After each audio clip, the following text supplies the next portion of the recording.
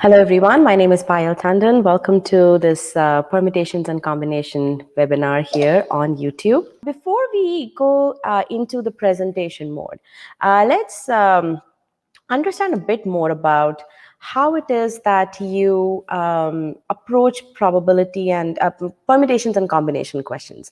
Tell me, what is it that you face issues with? What confuses you about permutations and combinations? So let's get to hear something from you, from your end, and then I will get started with the presentation, and we'll solve lots of questions in this meeting.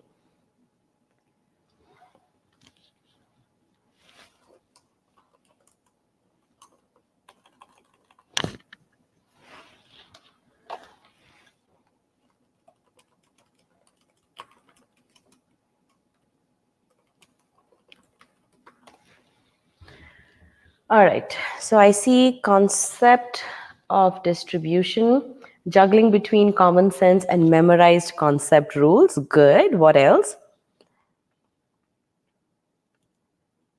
Let's hear some more comments here. Combination questions mostly. What about combination questions? Recognizing which one to apply during various scenarios. Okay, good one, Kaushik. Dice questions and distribution. Okay, Devasys is saying determining possible events. Okay. Now, one thing that I will tell you is that probability questions are very much along the lines of permutations and combination questions. By that, what I mean is that if you understand permutations and combinations questions or how to approach those types of questions, you just take that a step further to figure out how to calculate probability, to figure out how to solve probability questions. Because essentially, what it is simply given the scenario, how many possibilities exist. That's about it. So just forget about, in this session, I want you to forget all about the formulas that you know. Tell me what all formulas do you know about permutations and combinations? Somebody mentioned not sure what formula to apply when. So tell me, what all formulas are you aware of in permutations and combination? And I'm going to make a list of those over here as you guys are typing.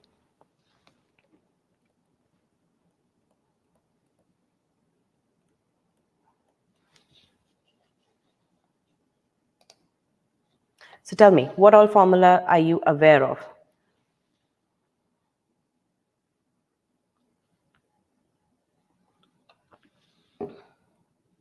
NCR, NPR, okay. Okay, Shruti, fire in my blood, okay. AK is saying no formula, okay. Krishna, Kahana said, I guess the general meaning or the approach, what kills me is the inbuilt fear. I fear the topic, okay. Sounds good. I think we have enough here. Let's get going. Ways of distribution in a circular, okay. Now, circular, I would say, is a little bit, I won't even say advanced application, but it's an application of the concepts that we will learn in this session, okay? So what we're going to do is we're going to start from, I won't call it the very basic, but we'll start from a scenario. I don't want to be going into a concept coaching mode. We'll start off with the scenario and then we'll solve that question. And again, I want you to use only your common sense and logic, no formula. Okay, just your common sense and logic, and then we'll carry forward with this session. Okay, all right, so let's go on. So agenda really is, I'm going to demonstrate to you that if you have a 200%, and this is the key, I never say 100% understanding, I always say 200% understanding of the concepts and methodical step-by-step approach. I don't want you to be jumping to, okay, this is the formula that I need to apply. No, forget about the formulas, okay? Just go ahead with your logical understanding, and that needs to be 200% solid, okay? And then apply that step-by-step method, and I'm going to show you that method here so that you can solve even the most difficult questions, okay?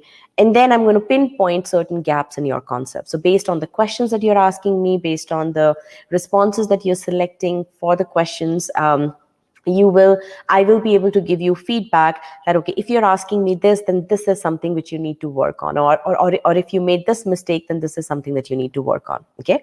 So that after the session, you have a good enough idea as to, first of all, after the session, you will not fear this topic, because believe me, this topic is is something which has been created a monster of, but it's not at all a monster, right? It is actually a very, if you just focus on the logic of it, it's actually a very easy to understand stuff. Okay, you just have to visualize what's going on in the scenario. Okay, so first of all, just remove all the fear that you have of this topic, and let's start to solve questions.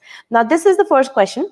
This is from GMAT Prep, but I have made certain variations to the question. So I've removed certain conditions and I've changed certain answer choices, but the question is actually a slight variation of a GMAT Prep question. So let's solve this question, and I'm going to give you about a minute and a half to solve this question, and then I'm going to give you once I have good number of responses, I'm going to then start the solution. All right, so let's get going here.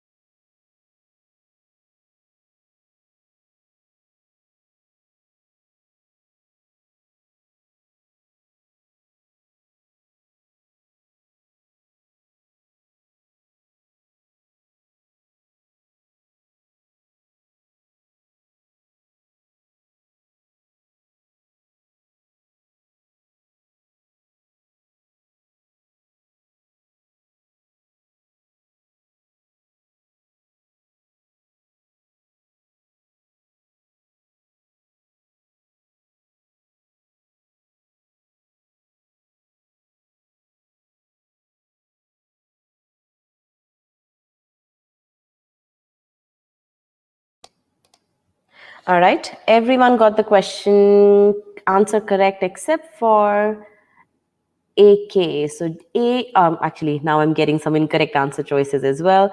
Taha, Fairam. The correct answer here is choice D. Okay, now let's solve the question here together.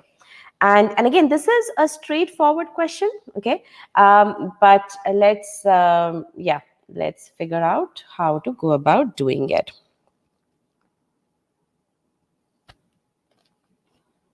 Okay. All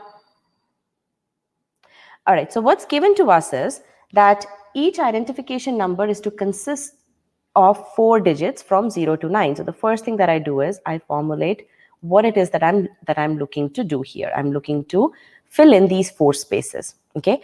Now, what is given to me is, what are my options? My options are digits from 0 to 9. Now, what are 0 to 9 over here? What does 0 to 9 signify? There are 10 numbers here.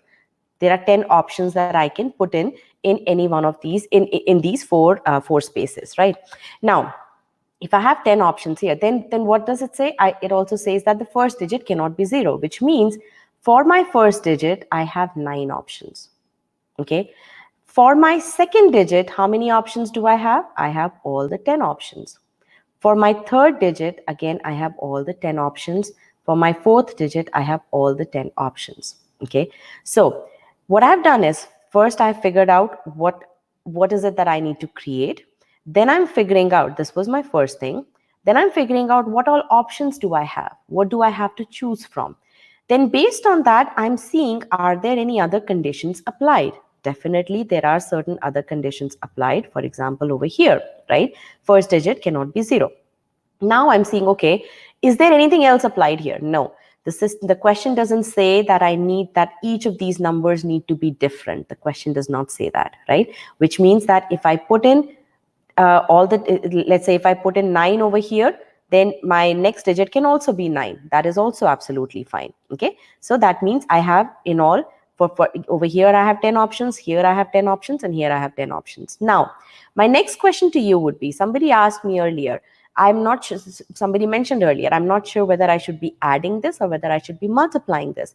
A very simple, straightforward way to figure that out is, do you need to do each one of these tasks? Now, what do I mean by tasks here? If you look at it, filling up space 1 is task 1. Filling up space 2 is task 2. Filling up space 3 is task 3. And filling up space 4 is task 4. The question that you have to ask, whether you need to add or multiply over here, is simply, do I need to do all the tasks here? Do I need to do all the tasks? If the answer is yes, then you multiply. If the answer is no, then you add. In this case, clearly, in order to create this four-digit ID number, you need to fill all the tasks, which you need to do all the tasks, which means that this is what the answer over here is. Yeah. So over here, you need to multiply, which means the correct answer is 9 into 10 into 10 into 10, which is 9,000. Okay?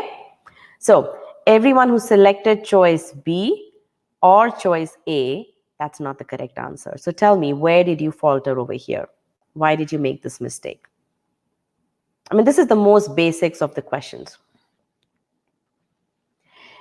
Right, how many different numbers are possible? Now tell me, if I fill, let's say this is my number 9 over here. What you are, okay, so Yashwardhan says how many different numbers are possible. That's why he got confused. Okay, so, okay. Okay, so over here, let's say you select number 7 here for the first one. For the next one, you select number 9. For the next one also, you can select number 9, right? And for the next one also, you can select number 9. There's nothing stopping you from not selecting 9 over here. Okay, so nowhere it says you cannot repeat the digits. What it says is you need to create different identification numbers, but it doesn't say that you cannot repeat the digits. Okay, that's why the number of options over here are actually 10, 10, and 10. All right. Now, let's go on to our next question over here. And again, if you want to look at the detailed solution, you have it over here. Now, let's go on to this question. This is the actual question over here from GMAT Prep. So let's solve this question.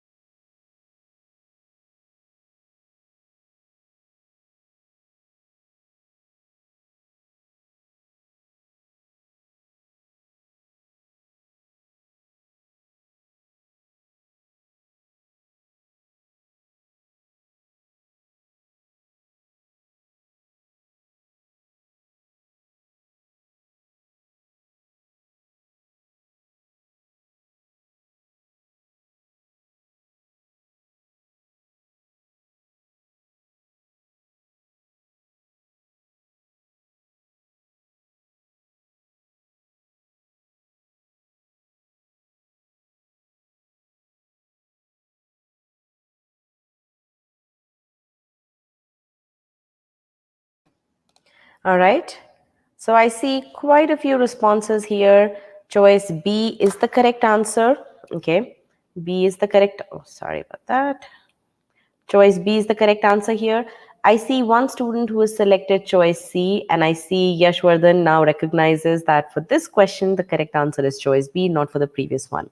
Now, one thing that I do want to explain to you guys is, before I go into the solution of this one, is that you need to understand what different scenarios, what different question statements, different aspects should be mentioned in the question statement, and you need to be looking out for those. Repetition is allowed or not allowed, right? Those are things that you need to figure out. Are you looking for different numbers? Okay. Are you looking for arrangements, or are you simply looking for selections? Okay. Those are the those are the aspects that you need to understand from the question statement so that you can figure out what it is, what options, what possibilities do you have to fill in the different spaces that you have in your task or to do those certain tasks. Okay. Now for the previous question as well, I do want to explain that point because I know some of you selected choice B as the correct answer for the previous one and you were confused. Okay, it says different identification numbers, right? So I want to make sure that I do address that concern. Let's take up because again, this level of, you need to have that 200% level clarity, right? For that, I want to make sure that you understand each and every aspect of it. I don't want any nagging doubts to be in your head. Now, this thing says you need to have different identification numbers, right? In order to simplify our working out over here, let's say you have two numbers possible, 1 and 2, and you have to create 2-digit ID number, okay? And you can use, there's nothing else specified, 2-digit different ID numbers. This is what you have to create, okay? Now, how many options do you have? You have to fill in 2 spaces, right? Those are your 2 tasks. You can fill in number 1 over here. For the next one also, you can fill in number 1, right? Because it doesn't say that that repetition is not allowed. All it says is you need different ID numbers. It doesn't say whether you can repeat the numbers or not. It doesn't specify any of that constraint on your on the possibilities. Now, again, the first number could be 1 and the second number would be 2. These are the 2 combinations. Now, what if the first number is 1? The second number could be 1. First number is 2, 2. The second number could be 2. So total, you have 4 cases over here. So essentially, how do I have 4 cases?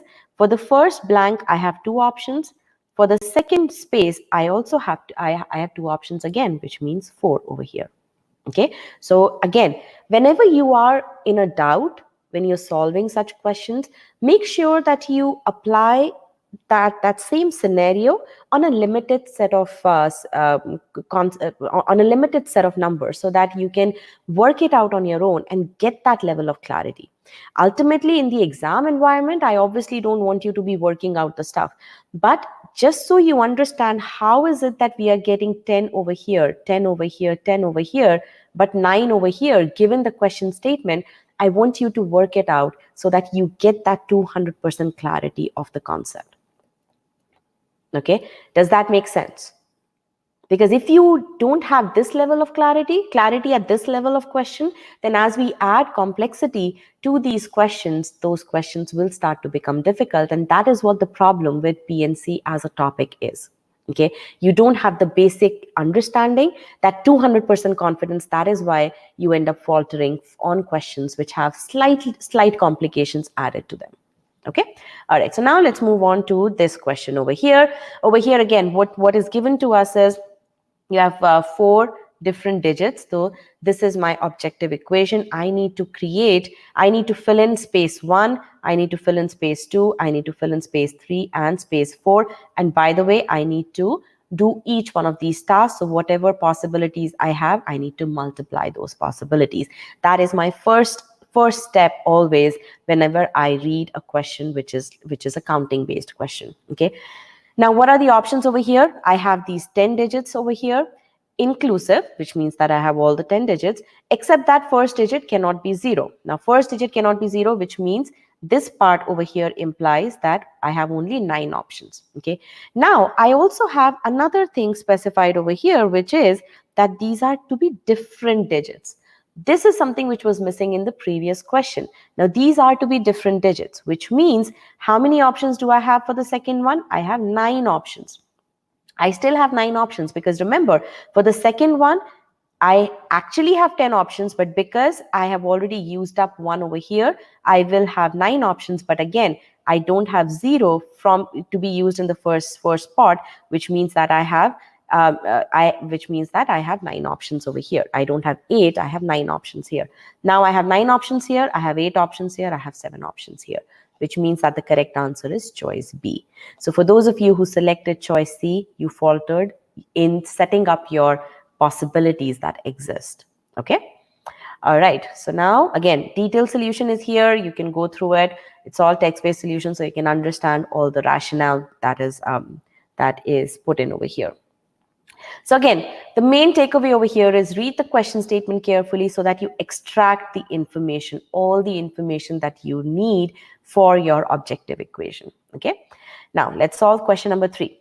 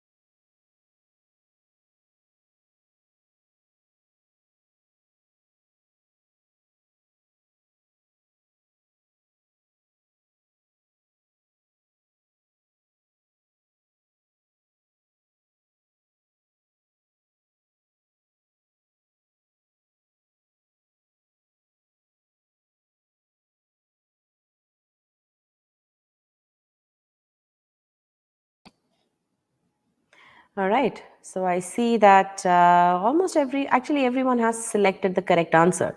But it took you guys quite a bit of time. Why was that? It's a relatively straightforward question, a direct application of the concept that we just saw. So why did it take you guys so long? Almost over a minute or so. And so again, as you guys type that over here, let me just go through the solution here. We have to form a 3-letter password here. Okay, 3-letter password using the letters from the set A, B, C, D, E, and F, which means a total of six options here, such that the last letter is a vowel. Now, last letter is a vowel. How many vowels do I have in this set? I have 2 vowels here. Now, there's no other constraint specified here. So my first step over here is, what is my objective equation? I need to fill in space 1, fill in space 2, fill in space 3, and I need to do each one of these tasks. So I need to multiply them. Now, what are my options for the first one? My options for the first one are 6 options, 6 letters here. Second one as well, 6 letters, but for the third spot, I have only 2 options, which means that the correct answer here is 7236 times 2. Okay. Now, why did it take you guys so long to solve this question?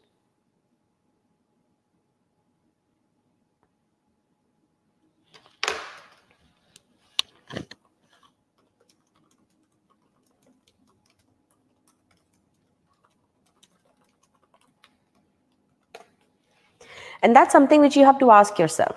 Why is it taking you longer to solve such questions? Again, I know I'm the last one to worry about timing part, but again, this one was a direct application of the concept that we just learned, and this is the most basic of those. So that's why I am curious as to why did it take you so long to solve this question?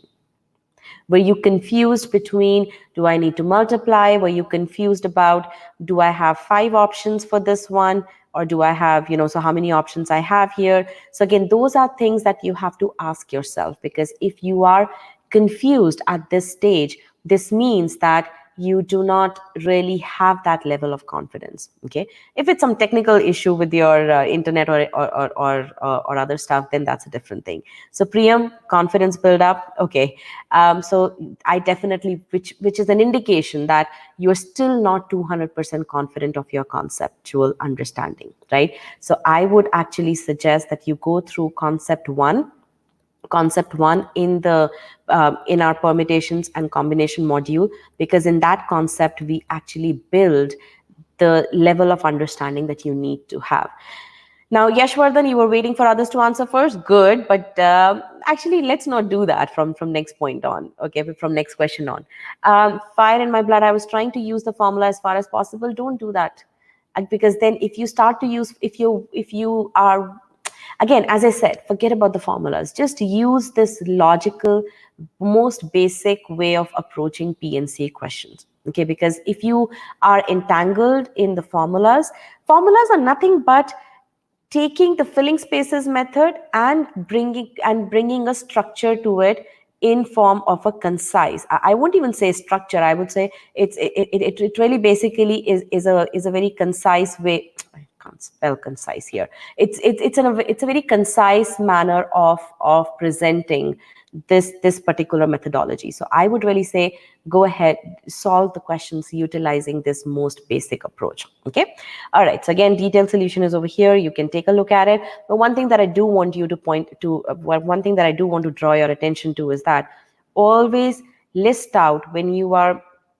solving questions, always first make sure you capture everything that you can from the question statement. Okay, third letter must be a vowel. That's a constraint over here, very, very important to find. Again, what is it that you need to find? Then you write your objective equation, space 1, space 2, space 3. Then you basically figure out, do you need to add or do you need to subtract, and then you work it out. Okay, so again, very important to follow that step-by-step approach to solve such questions. All right, now let's solve this next question. Again, relatively straightforward question, but just be careful about how, just pay attention to applying each and every step of the process. All right, go ahead.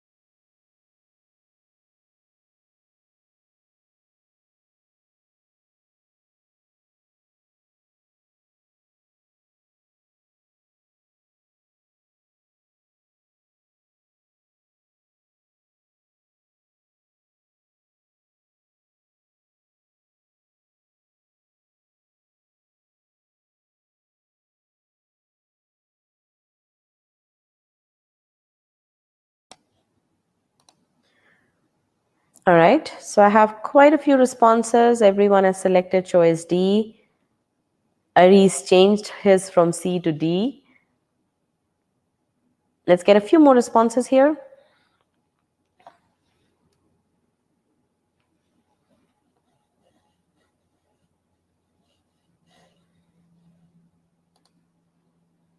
All right, so D is the correct answer. Now, again, how is it that, okay, now I had this question earlier as well. Somebody else also asked me this question. How do we know if the letters can be repeated or if the items can be repeated? Again, that's your process skill of identifying constraints, okay? Identifying constraints. So if the question statement is not saying that repetition is not allowed, then you should not assume that repetition is not allowed. Okay, so again, you have to always go by what the question statement is saying. Over here, the question statement is not saying that they need to be different. Let's go back to question number 2 over here. Over here, it said that is to consist of 4 different digits. So here, it's very clear that repetition is not allowed. If you've used one digit, you cannot use the next digit. Okay, you cannot use for the next space that same digit. So here, the question statement explicitly states that repetition is not allowed. Now, one thing is that in our school days, I think we used to get that very explicit thing: repetition is allowed, repetition is not allowed. Here you have to be very careful that you have to infer information from the question statement. Okay, if the question statement is not saying that repetition is not allowed, then you cannot infer that repetition is not allowed. Then you have to assume that repetition is okay. Each of the spaces has all the options that are provided. Okay, so again, drawing inferences is very, very important. Okay, so all right, so over here, let's come to question number 4. In how many ways can we form 3-letter or a 4-letter password? And this is where this question is on the similar lines as the previous question, but over here we have added one more layer of complexity, which is that we have said we want to form 3-letter passwords or 4-letter passwords. Okay, which means that when you're forming your objective equation, you're forming 3-letter passwords, or you're forming 4-letter passwords. Okay, so this is the objective equation. Okay, all right. Now again, I'm just breezing through this over here. In the previous question, we already had worked out over here. No, in the previous question, which one did we do? We formed 3-letter password, right? So we got 72 as the answer. In this one, we got 4-letter password with the same vowel constraint. So 6 times 6 times 6 times 2, which is going to be 432. And the correct answer is 504. Okay. Now, before I go further, again, the main thing over here is read the question statement to understand the possibilities. Okay, repetition type question should, because we are used to seeing those words repetition, we have that formulaic approach in our mind, so we are looking for that kind of terminology in the question statement. As I said, take away all that formulaic approach, just go by the logic. Treat permutation and combination questions as you would treat a word problems questions. Once you start doing that, you definitely have this objective equation concept in your mind.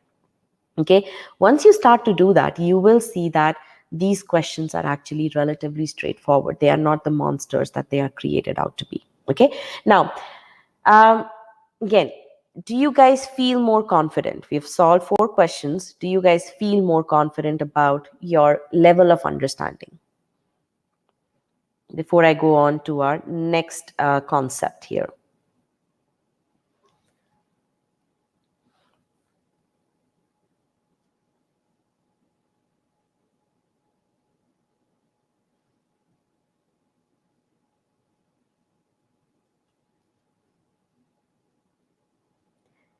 All right. So let's move on to our next concept. Difference when arrangement does not matter. Now, if you notice in the questions so far, we have solved 4 questions, right? In the questions so far, the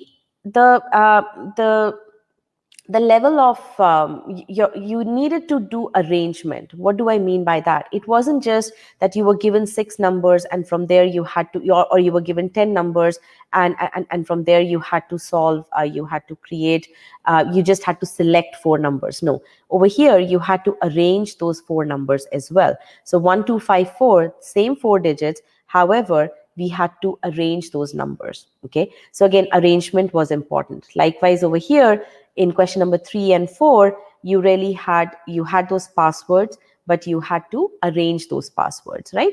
Now, what if final arrangement does not matter? For example, again, this is a relatively straightforward thing. And again, guys, I know you're looking for more complex questions. Towards the end of this session, last 4 questions are all from advanced topics, okay, advanced official guide. So you will solve those questions. But one thing that I do want to let you guys know is GMAT doesn't test uber difficult permutation and combination questions. Okay, so I want you to take that out of your mind, that you'll be required to solve all those intricate PNC types questions. Okay, you are required to, and again, I'll be solving those advanced questions towards the end of the session. But again, those questions you need to have that 200% level understanding on these concepts. That's why I'm going through this part, so that you're well prepared in order to solve those advanced questions. Okay, now I can enhance the difficulty level, but again, that's not within the scope of the GMAT. Again, that's why it's very important to understand what it is that you are aiming for. Okay, and that's why just making sure that you have that 200% confidence in the concepts is very much important. Okay, so while these questions may seem easy, I want to probe yourself. Were you comfortable? Were you confused between, okay, what options do I have, right? So I want you to probe yourself with those kinds of questions. Okay, all right, so now over here, in how many ways can we select 3 different letters out of A, B, and C to form a 3-letter word? What's the answer here? The answer is 1. There is only one way to select A, B, and C to form a 3-letter word. you select each of the 3 letters here, right? Now, why is there's only one way, right? However, if I were to ask you the question, in how many ways, how many different words can I create using these 3 letters? The answer to that will be 6. Why? Because if you're creating words, now you are worried about filling space 1, filling space 2, and filling space 3, right? So there are 3 options for filling space 1, 2 options for filling space 2, and 1 option for filling space 3, right? So over here, there will be 6 options over here, right? 3 to form 3 different words, right? Now, essentially what we are doing is, if we are only concerned about selection, then you need to divide the answer that you obtain for this particular thing, right? That's why your answer is 6 divided by 6 is equal to 1. And this is really your formula for combination as well, right? So again, in how many ways can we select 2 different letters out of A, B, and C to form a 2-letter word? Again, the answer is 3. And I want you to visualize this on your own. Which are the total number of 6 words are possible over here, right?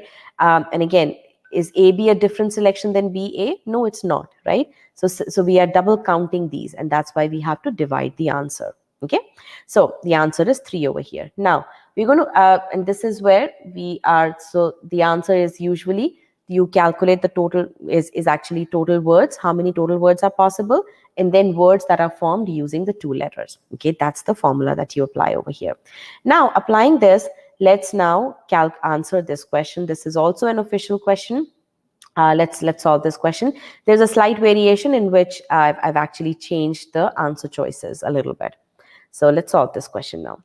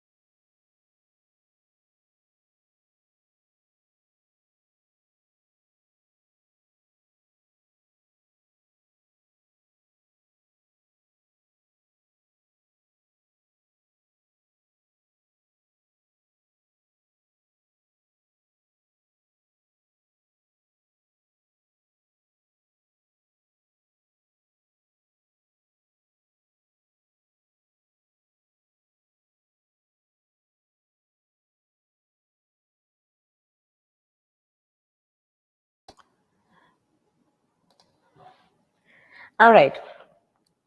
So I see that the number of responses for this question actually reduced. And you guys took quite a bit of time to answer this question. And I see that some of you are not sure about how to solve this one. And I see some incorrect answers as well. Okay, so Hovannes, yes, you can definitely ask me a question. Now, again, we are going to follow the same approach that we did for the previous question. Okay. A certain university will select one of seven candidates eligible to fill a position in the mathematics department. So what do I have so far? In the maths department, there are total 7 candidates, out of which one will be selected. Okay. And 2 of 10 candidates eligible to fill 2 identical positions in the computer science department. So I have computer science department, and there are 10 eligible people, and out of those, 2 people will be selected. Okay. Now, one thing is clear. You have to simply select 2 people. That is very, very important. You have to select 2 people. You don't have to arrange them. Okay. You don't have to arrange them. All right. That's one thing which is very important. Now, Hovannes, you are actually right. So let's understand this a little bit more, why that is the case. But actually, you are absolutely correct. Okay. Now so this is what is given to us. Now, in how many ways can I select 7 people? Can I select one person from 7 people? 7 ways, right? Now, in how many ways can I select 2 people from these 10 people? Okay, I can actually select, for the first position, I have 10 options. For the second position, I have 9 options. But remember, this is for arranging those people. Okay, if I were to arrange these, if I had to select 2 people out of the 10 people and arrange them in the 2 spots, then for the first one I'll have 10 options, for the second one I'll have 9 options. And again, remember, here it's implied that there is no repetition allowed. Repetition not allowed is actually implied here. Why is it implied here? The question statement is not saying that different people are same people, but from common sense, not allowed is implied from common sense, because if you select one person, you cannot select that same person again, right? So for the second position, you do not have 10 options, you have 9 options only. And this is the kind of common sense logic that you have to apply on these questions. You don't have to worry about formulas at all. You just have to think about how is it that you apply your common sense to figure out whether repetition is allowed or not allowed. Okay. Now again, another thing to think about is this part over here, 10 into 9 are the number of ways of arranging. However, we don't need to arrange these people. We simply need to select them, which means because there are 2 spots here, and so you need to divide this by 2 factorial. As simple as that. Okay. So my correct answer over here is 315. Okay. Now, if these positions were not identical, if let's say there was one VP position and one president position, and you could select, and so you could arrange any one of the 2 people in any one of those spots, in that case the correct answer would have been 630. But because these are 2 identical positions, you're simply selecting, you're not arranging. That is why the correct answer over here is 315. Okay. Now tell me, how many of you were confused about this question? And Sushila, you are going a very formulaic way. You're bringing in probability. Thank you, AK, for specifying that. All we are saying is how many, and again, it's very important. That's why it's very important to understand what the question is asking you. How many different sets of 3 candidates are there to fill the 3 positions? Okay, it's not saying anything about what is a probability of. Again, so it's, again, you have to be very careful of what the question statement is saying. Okay. If the positions were not identical, then yes, 630 would have been the correct answer. Why? And again, understand the reasoning behind it. If, let's say, there are 3 people over here, right? Or why 3 people? We'll consider 2 people only. One is the president, the other is the vice president, right? So now whether person A goes as president, person B will go into VP position. If person B goes into president, person A will go into VP position. So the assignments are different here, different assignments here. That is why arrangement will be important. Okay, arrangements will be important. And that's what you have to do. You have to utilize your common sense to understand, to visualize the thing. Am I simply picking people and putting them in a bucket? Am I simply picking people and putting them in a team, in a bucket? Or am I placing them at a particular position? If I'm placing them in a position, then that's arrangement, which means why? Because AB is going to be different from BA. Visually, they will be different. Again, that's why it's very important to visualize the stuff and not worry about the terminology. Just visualize the entire scenario. Consider these questions as another type of word problem questions. Okay? And yes, if order matters, you should not divide. Again, that's why I'm saying don't go in the formulaic way.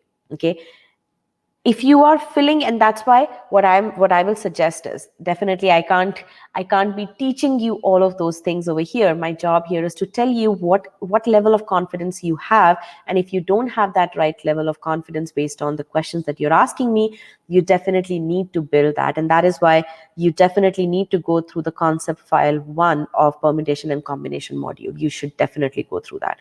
Okay, the order does not matter here, Ritin. That's why I'm saying in this question, the order does not matter, because we are simply selecting people. We are simply picking the people and putting them in a bucket, right? That is the reason why we are dividing by 2 factorial. Okay. But if order mattered, if we had to assign them into these positions of president or vice president, then we should not have divided that by 2 factorial. Okay. All right. So let's move on to our. Now, I just want to make sure that all of you do understand um, the the reasoning why you have to have that 200% level confidence. Okay, so let's now solve question number 6. Okay, AK, again, you can use combinations. Definitely, you can use the spaces method. That is fine. But again, AK, the main thing over here is, you have to first, you have a good level of understanding. That's why you know precisely what it is that you need, what formula you have to use. But I want to make sure that you understand, if everyone understands that whether you divide by 2 factorial or not, or whether you use NCR, those things are at the same level. That those are just the means to arrive at the at your correct answer. But to decide whether you do this, the thought process that goes on into your entire thought process that goes on into deciding whether you use this method or not is something that you have to understand. Okay.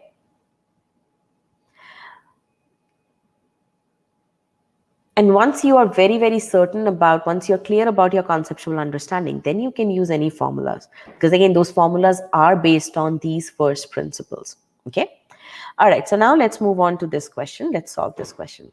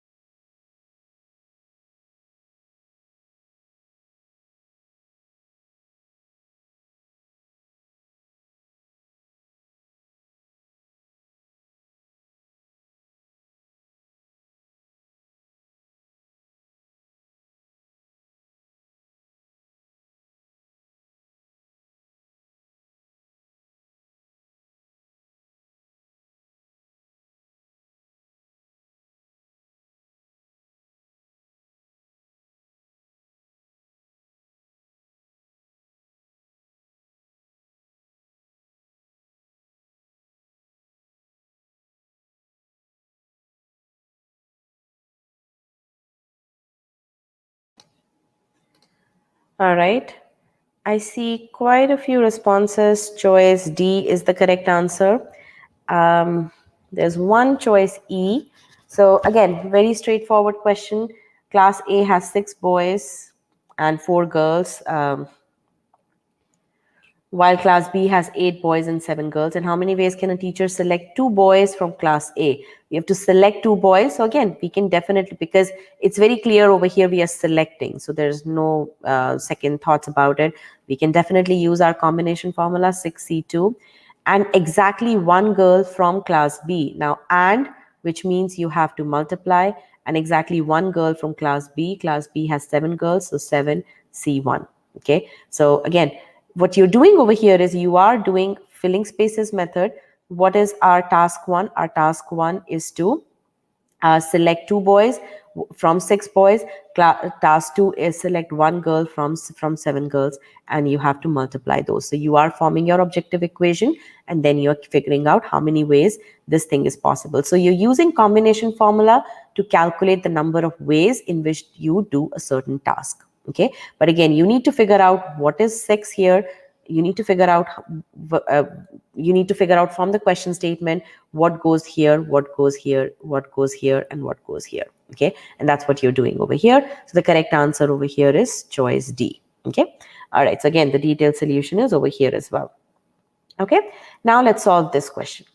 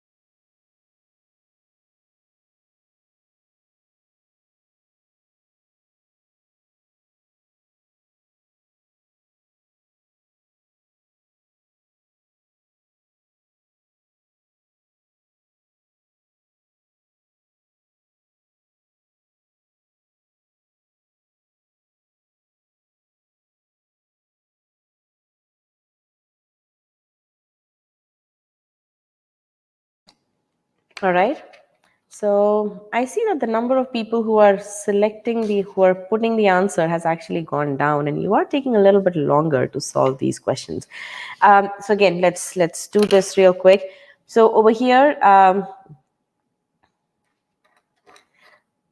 okay, so your Shwetank is confused. Anudeep is toggling between GMAT RC and this. This is a great stress buster. Okay, I don't recommend doing 2 different sections at the same time. But again, if you're utilizing this as a stress buster, definitely. We all need those confidence booster sessions there. So good. Okay, so again, over here, class A has 6 boys. A has 6 boys and 4 girls. B has 8 boys. Uh, 8 boys and 7 girls. In how many ways can a teacher select exactly 1 student? So we need exactly 1 student from the 2 classes to form a team of, and in the final team, we need 1 boy and 1 girl. Okay, this is what we need. Now, how do I formulate before I even go into whether I have to use combination or whatnot, I need to form my objective equation. Okay, and I need to visualize. So this is the composition that's given to me over here, right? Sorry about that.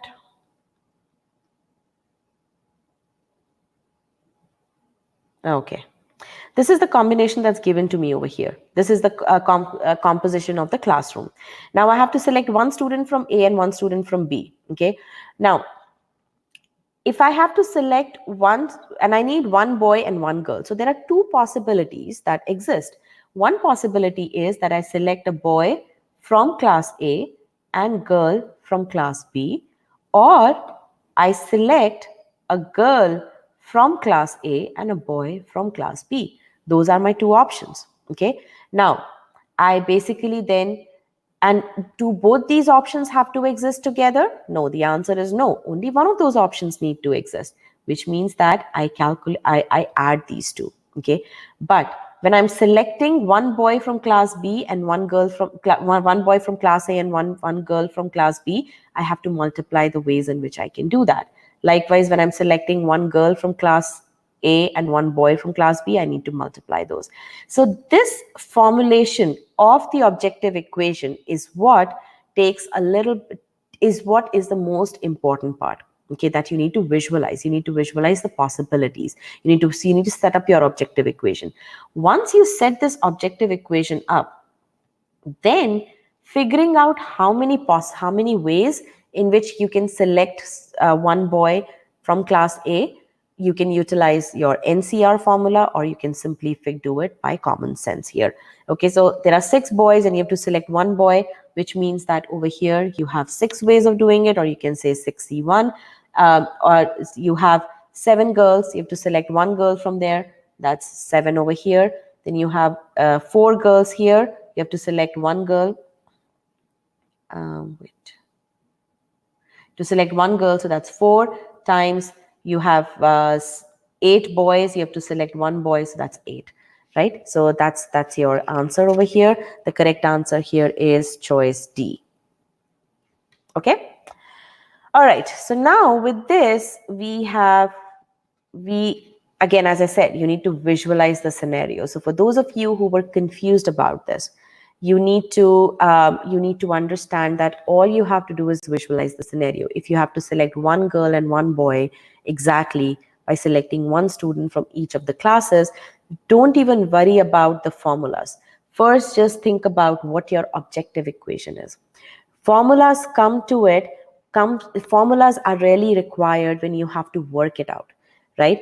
Till this, you need to set up the objective equation.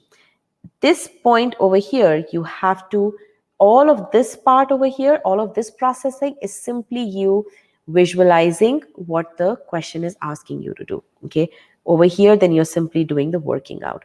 Now Shruti is asking, and why do we not divide by 2 for this one? Again, Shruti, as I said over here, I'm simply utilizing the NCR formula here, or I'm simply saying to select, okay, again, you have to understand the very fact that you're asking that question is you're a little confused about it. All I'm doing over here is from 6 people, I'm selecting one person. So essentially there is only one space that I have to fill. And how many ways can I fill that space? That's 6 ways. Okay, so there is no arrangement here at all. Okay. All right, so definitely, Shruti, I highly recommend going through the concept 1 of PNC module. That is very, very important for you. Okay. Somebody asked, is there an RC webinar going on too? No, there is no RC webinar going on. I believe he was simply going through the EGMAT module, EGMAT RC module. Okay. Then Anudeep is saying, is there any similar session planned for statistics? It's not as of now, but if that's what you guys need, we can definitely plan for that. Any webinar for absolute values? There is a webinar for algebra this weekend, so definitely do attend that webinar, because there we are going to be taking up a couple of absolute value questions. Okay. All right.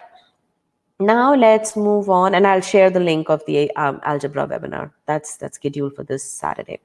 All right. Now, the curious case of identical letters. I am going to skip these slides. I want to see how well you can solve the questions that follow next. I'm going to skip these slides. If I need to, I'll come to these slides. Okay. So this is an official question.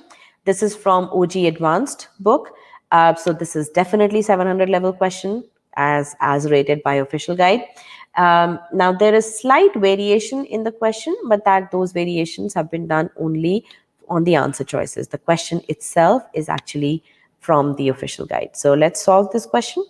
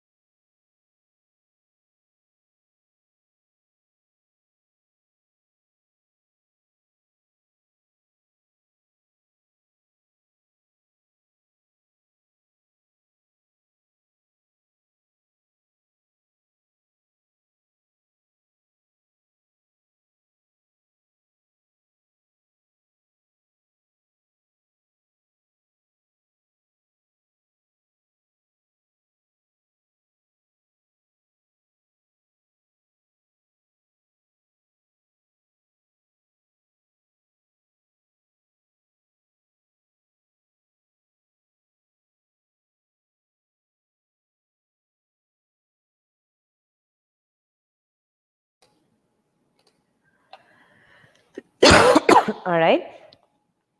I see a lot of C's. There's one person who selected choice E, Dipanjan. Okay.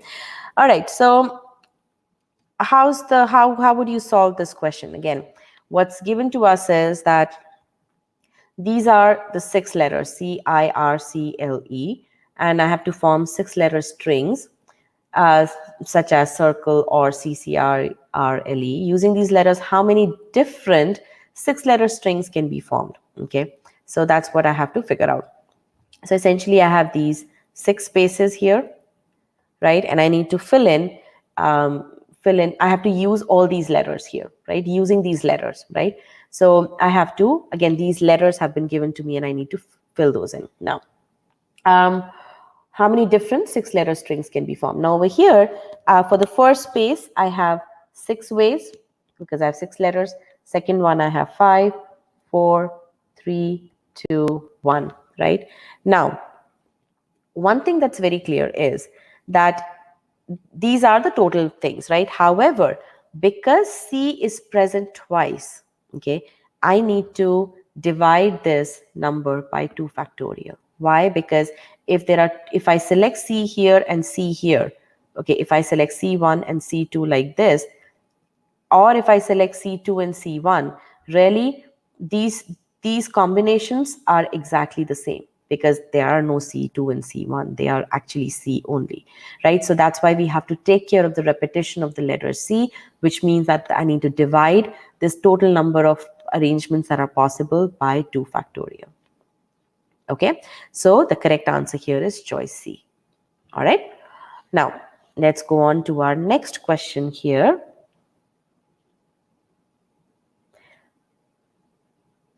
Okay, so I stand corrected. In this question, the variation was also in the question statement, okay, in the answer choices as well as in the question statement. Now, this is the actual question verbatim from official guide. So let's solve this one now.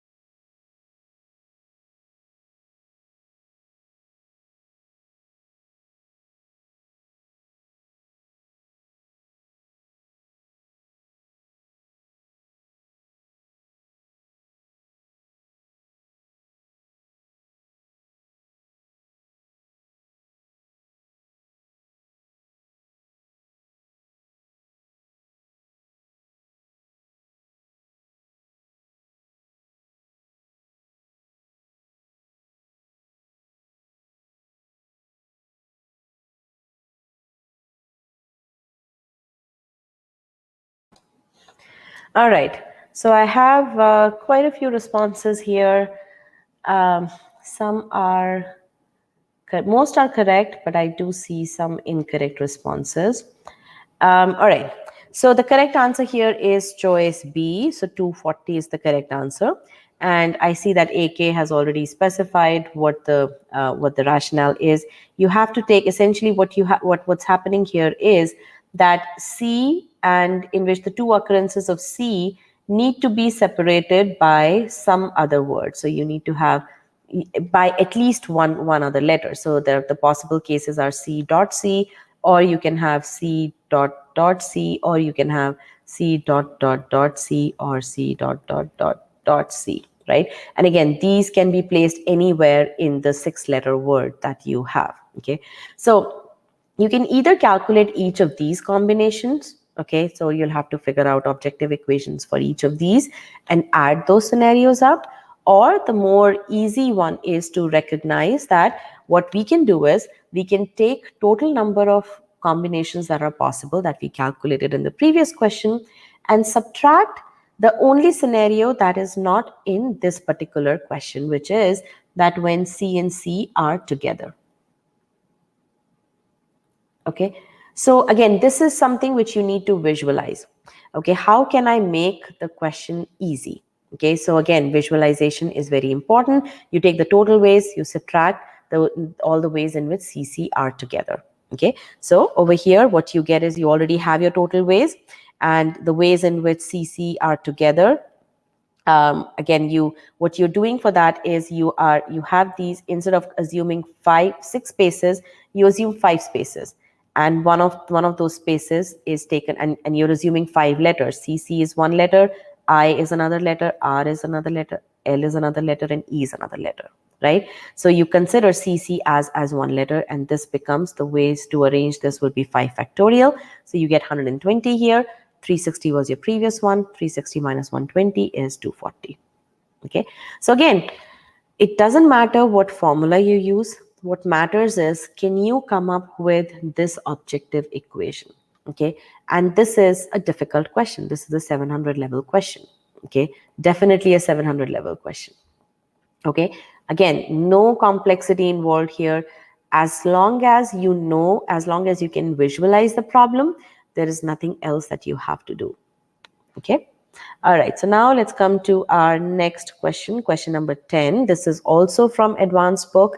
And yeah, so go ahead and solve this question.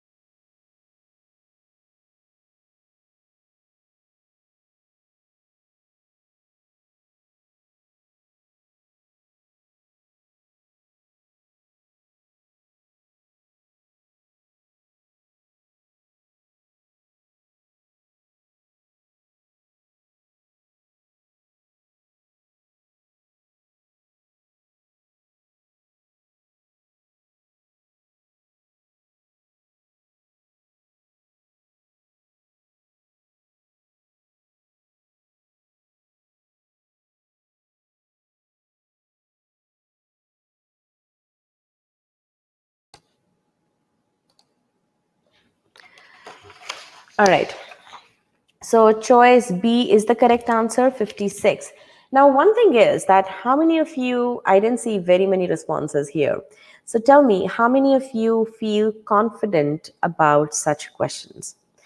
Again, this question is very much along the lines of the questions that we have been doing so far, but it's been adopted on a different scenario. Okay. And again, as I've been saying, it's all about visualizing what the question is telling you. So in this question, the calculation, the ultimate calculation is not anything unusual. Okay. However, what's needed over here is to simply take the scenario and visualize it. Okay.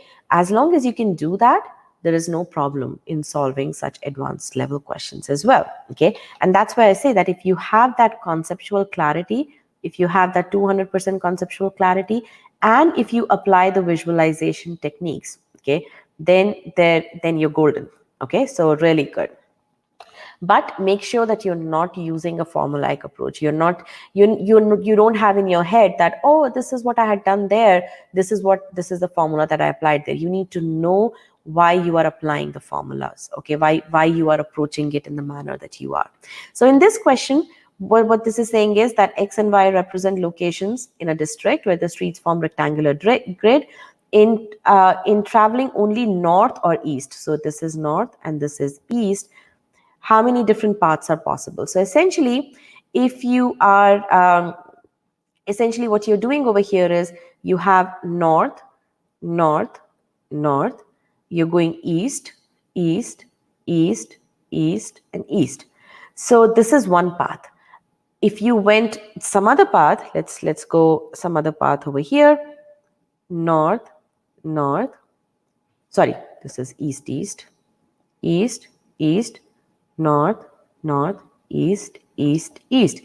Now, if you think about it, what you're doing here is simply you have 5 east and you have 3 norths. I missed my north here. East, here it's north. Okay, that's what you have. You have your 5 east and you have 2 norths here. 3 norths here. And you have 8 different 1, 2, 3, 4, 5, 6, 7, 8. So you have 8 different spaces here, right? And you have to arrange 5 east and 3 norths in them. So this problem is simply 8 factorial divided by 5 factorial into 3 factorial. And Sumit is actually saying an interesting thing, began with concepts but now ending with formula only, which is exactly the point. If you have that level of understanding, right, that if you can visualize the problem, then ultimately in the test environment, what you need to be able to do is visualize and then apply the formula, because all I'm doing is I have understood what the problem is. The problem is that I have east, east, east, east, east, north, north, north. I have to arrange these in these 8 spots when I know that, okay, there are 5 similar east and 3 similar norths. Okay, and how do I do that? I do that by 8 factorial, and I need to divide that by 5 factorial and divide that by 3 factorial.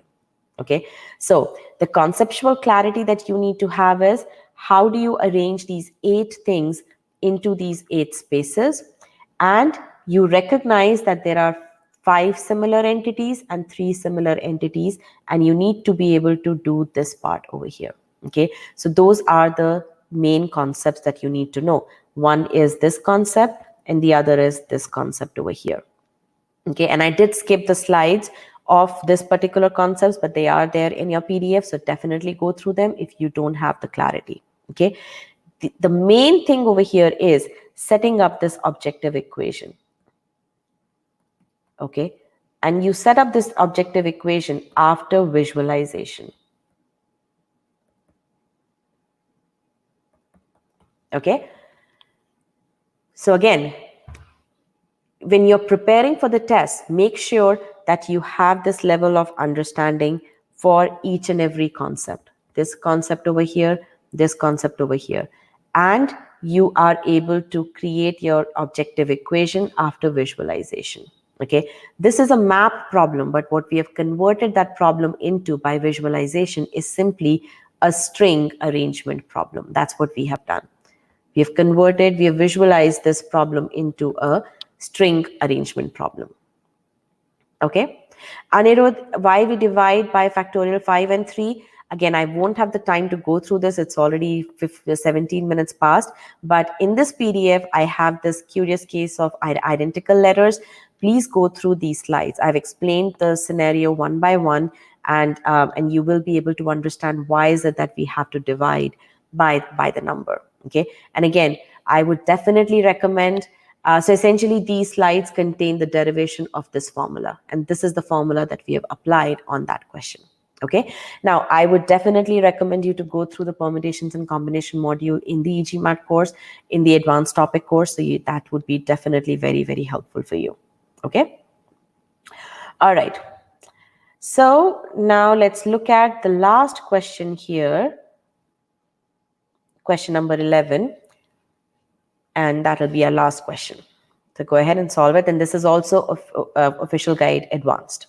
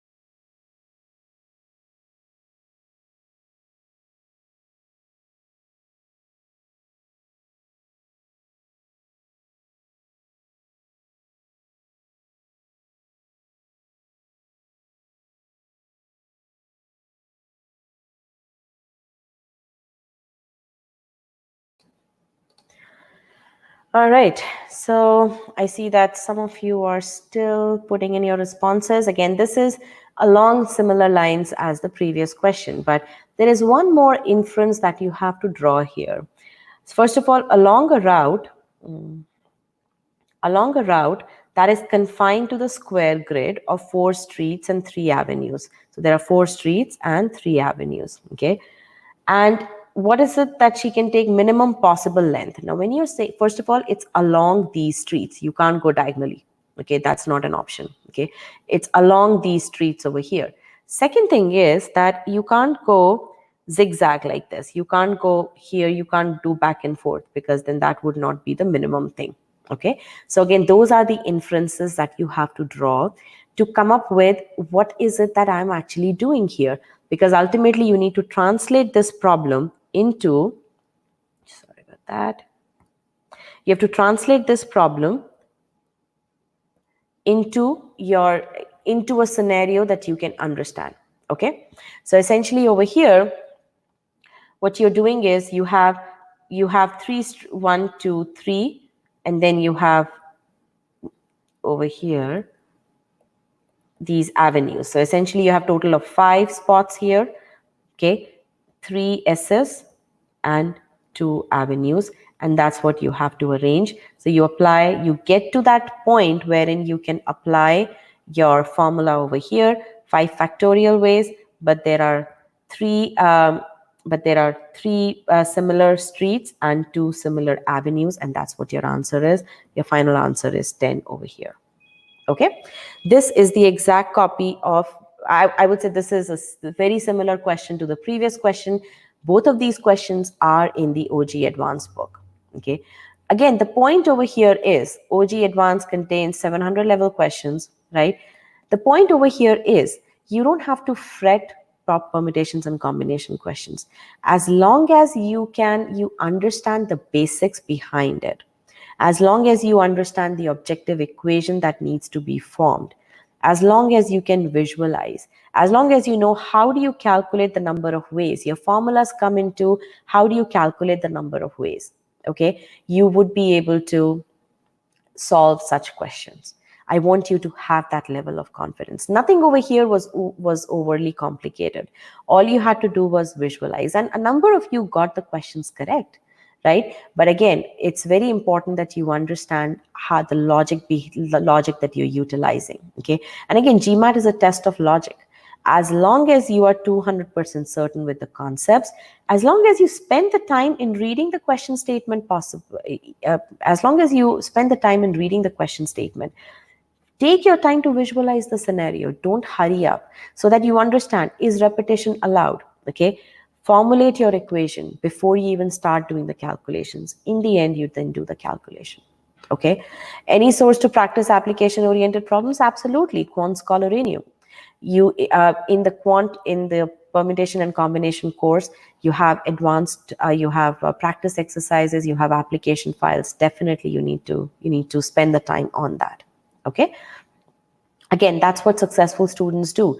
They don't fret over the complicated stuff. Guillermo, he started at a score of Q38. He ended up scoring a Q50. What did he focus on? He focused on learning. He made sure that he got to that accurate ability, in that precise ability in each and every section. Okay, and then he followed a process to track his improvement. And I would definitely urge you guys to go through his interview. Okay. Anupriya, non-engineering background, okay? Quant was hard for her, but she was able to improve to Q48. How? By applying those methodical methods. She didn't go into the tricks. In fact, she was at one point in time, she was a little concerned that, okay, why do I need to spend so much time in reviewing the mistakes? Why is this method so long? Why can't I simply use the formula? But she persevered through it. She understood that she needs to revise her mistakes so that she doesn't end up making the mistakes, repeating those mistakes. So again, focus on the basics. Nothing in this session I did was very high level fundas. No, it was very, very straightforward stuff. As long as you focus on the logic aspect of it, there's nothing that's going to be complicated for you. Okay, so I'm going to be sharing these links with you over here. So definitely take a look at it. All right, so let me just make sure that I get you the links for these presentations here. So I'll stop sharing.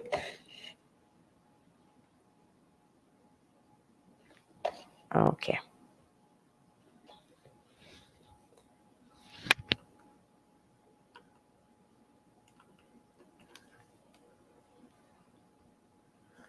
Just bear with me for a minute so that I can share the PDF with you. So on this Saturday, we're going to be, Rajat is going to be doing a session on critical reasoning. So definitely register for that. How do you pre-think? Okay, need to do it from here.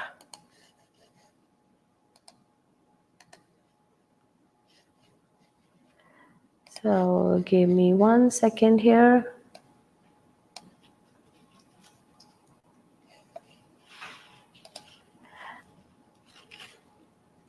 This is the CR session. Then let me send, and on Sunday, I am going to be talking about algebra. So if algebra is an issue for you, definitely come and attend this webinar.